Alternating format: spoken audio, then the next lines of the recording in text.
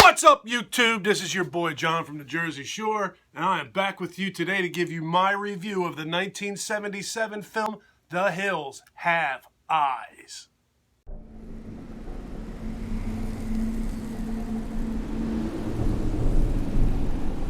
Renderforce.com.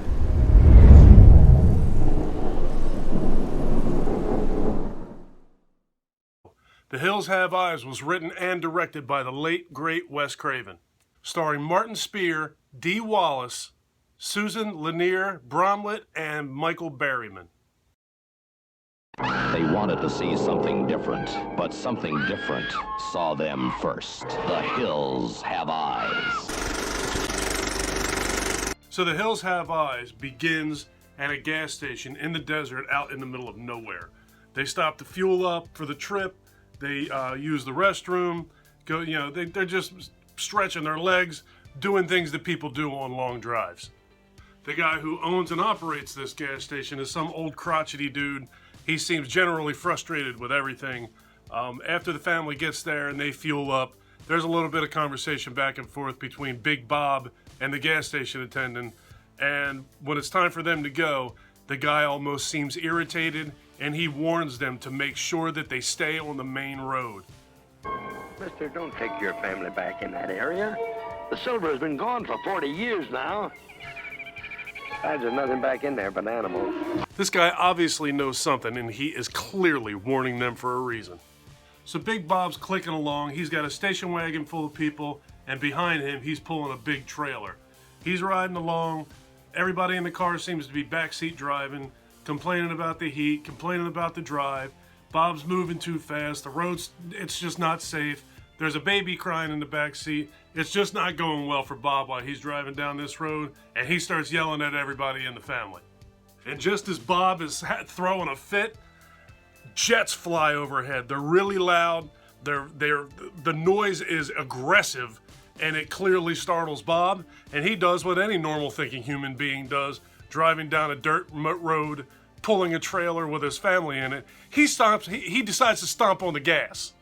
So after Genius Bob decides to stomp on the gas, he loses control of the car and crashes. Well, lost. The old creep told you not to get off the road. What began as a vacation ended as a nightmare. Be hell to pay now. So after Bob gets out and the family gets out and they all assess the damage, they recognize that they have a broken axle. They have no chance of moving along any further in the vehicle that they have.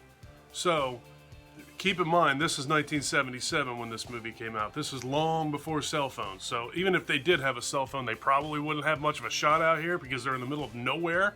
But they don't even have cell phones. That option is gone. So Bob decides to take a gun and go one way and go back to the gas station, while his son-in-law Doug decides to take a gun and go the other way.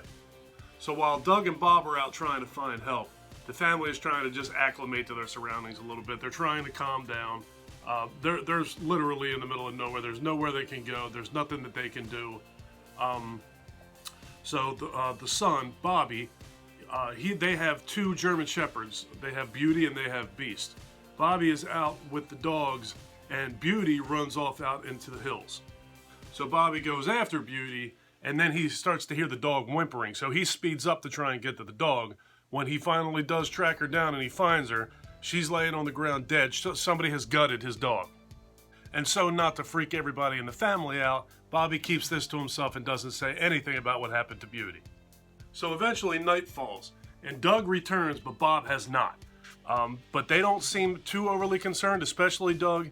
You know, Bob's a tough guy. He's got a gun on him. He's an ex-cop, and he had a longer walk than I did. Maybe he found help. Maybe that's why he's not back yet, so on and so forth. So it's getting late. Everybody decides to go to bed, and everybody lays down. But because of what happened to Beauty, Bobby's a little bit freaked out. So eventually he goes outside where Doug and his sister are sleeping, and he knocks on the window of the station wagon. At this point, he tells them that he's scared, that he's very worried, and that Beauty has been killed. He said Beauty was killed earlier that day. He just didn't want to tell anybody. She's been dead for hours. So now Doug, he obviously is now concerned, knowing that somebody has killed the dog, and he decides, okay, let's go out and see if we can find Big Bob. So as these guys are getting ready to go out and find him, there's an explosion out in the desert. They can see the fire. There was obviously something blew up. They run over to see what it was, and it is in fact Big Bob.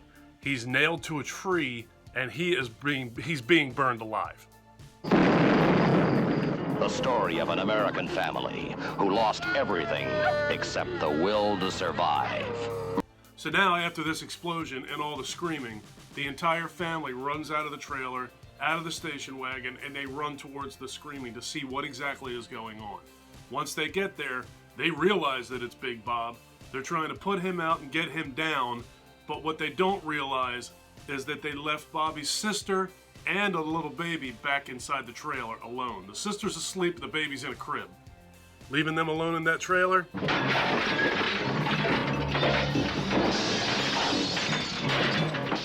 Probably not the greatest of ideas.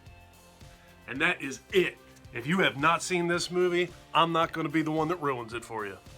This is a pretty good movie. This is definitely a Wes Craven classic. I believe this was his second film, only to Last House on the Left. This was a very low budget movie. I believe he said that the budget for this movie was between $275,000 and $325,000. He said Last House on the Left had a budget of like $75,000, so this was like a big step up. But with that being said, it's very obvious that this is a very, very low budget film. You can tell by the way that it looks and by the way that it sounds and by the way that it feels that they quite frankly just didn't have a lot of money to work with here. But I think that they worked very well with the money that they did have. Dee Wallace definitely steals the show in this movie. All of the other actors, I think that they did a fine enough job. But, you know, you've seen Dee Wallace went on to have a pretty good sized career in the horror genre. She's still making movies in the horror genre. And this movie is a very clear reason why. I watched the bonus features on the DVD, and she said that this was, this was only her second movie. The first movie she did was some religious film, and then there was this one, and she says that this is definitely the movie that gave her big break. What the hell was that? So the cannibals in this movie, those are the people who actually live out in the hills. They're the bad guys that I really didn't talk about in this review. They're very strange, to say the least. There's like an old drunken lady that's wearing fur. She looks like something out of like a caveman movie. Then you have, there's another guy who's wearing like a legendarily bad wig. I don't even know why he's wearing this wig. Maybe he was supposed to have stolen this wig off of somebody else. Maybe this was supposed to be his real hair. They never actually addressed this wig in this movie, but the sight of this wig just completely drives me crazy. It's so obviously a wig, and a bad one at that. Then you have the leader of these bad guys or cannibals, mountain men, hill people, whatever you call them. He's just a gross dude. There's one scene in the movie where he actually has Big Bob. He's got his body, and it looks like he's got his head propped up on something, and he's talking to the head while he's eating part of Bob. It's kind of gross. And then finally you have Michael Berryman's character. He's also one of the hill people. He went on to be in several different movies. I'm sure you've seen him. If you don't know what his name is, I'm sure you know him by sight. He's the dude who almost looks like he's got an actual cone head, bald. I watched something on the bonus features of the DVD of this and finally know that the reason that he appears the way that he does were several birth defects. But anyway, this was basically the introduction to the world of Michael Berryman. I have no doubt that you know who Michael Berryman is. I did a review for the remake of this movie, and to be honest with you, making this review, it almost feels like I'm talking about the same exact thing, because I basically am talking about the same thing. The remake is very much a copy of the original. It just looks nicer. They obviously had a bigger budget than Wes Craven had to work with. But it really is. I mean, there definitely are some differences, you know, in the story, but it's very, very similar. There's not a whole lot of variation. It's the same movie, just done several years later with a whole lot more money. Kind of like they say, if you put lipstick on a pig, it's still a pig. Well, if you throw some more money at The Hills Have Eyes, it's still The Hills Have Eyes. It's the same movie.